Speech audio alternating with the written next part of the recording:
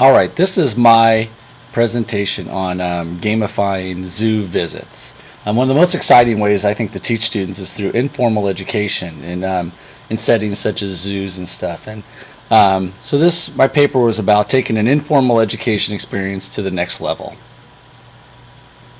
And I've done a quick little prezi here, as you can see my title. The first is I want to call this like a new twist on zoo trips. And one of my favorite quotes from John Dewey is, "If we teach today's as we taught yesterday's, we rob them of tomorrow." And I think this really feeds into the whole idea of gamifying things in technology and education. Is there are all these new things out there, and we owe it to the kids to do that, to use them. So informal education, just real quick, and all of you probably know about this, but it's just educational settings such as zoos, aquariums, and museums that offer real life experiences, and they produce lifelong learning. One of the best things about informal education is that students are almost immediately or going into it are engaged and interested in topics. It's something that they don't do every day. It's not their normal schooling. So they're excited about it right away, and usually kids are excited about when they're learning about animals and different things in museums. So gaming at zoos, and one of the couple of positives is that it adds meaningful and lifelong learning to the experience, and that it produces increased engagement in the actual activity. You're not just walking through the zoo mindlessly looking at things. You actually have some tasks to do, and it brings some of the things more to life.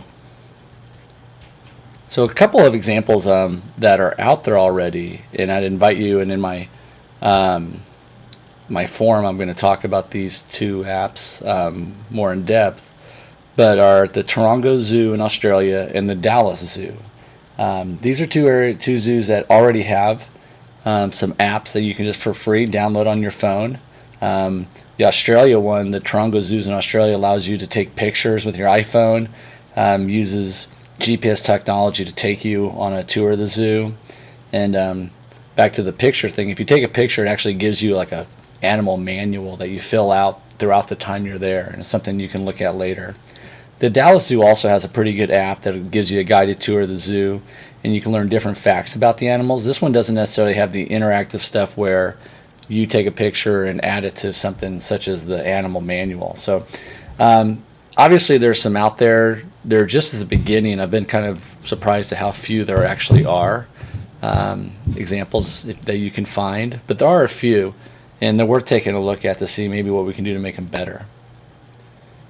All right, so this is an example of a lesson I would use, and I do this sometimes with my kids. We don't necessarily get into the technology part as much, but you could do with kids in a class with some technology. If you took a class or you took a group of, say you took a scout troop or a Girl Scout troop or 4-H group to a zoo.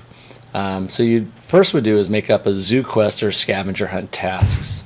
And so I put a few examples down, and I have more in my paper, but so one would be just taking pictures of animals and having those to share with the class.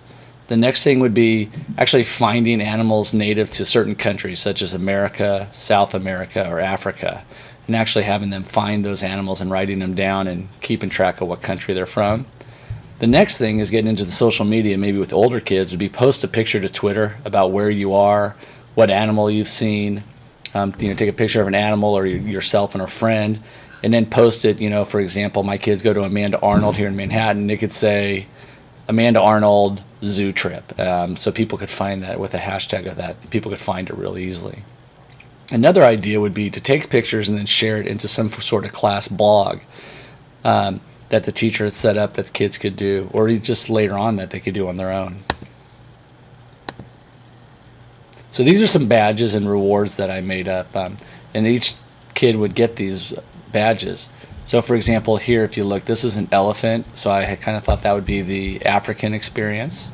Over here, sorry, getting that full screen thing. The cow would be for American animals. Picture taking right here, and then this was my Twitter one I came up with. Nothing overly exciting, nothing difficult, but certainly something kids could shoot for. And then you can have other zoo quests at different times, such as conservation, forestry, and different kind of mapping activities. So, in conclusion, informal education offers endless amounts of positive learning opportunities for students, and I truly believe that if they're self-driven lessons and the kids have the power to do it, they can really have an impact on students if they are deciding what they want to do. For example, they may have an interest in African animals over other animals, so they're just going to go find those animals. But it's something that's given them the power to learn what they want and what they're interested in the most.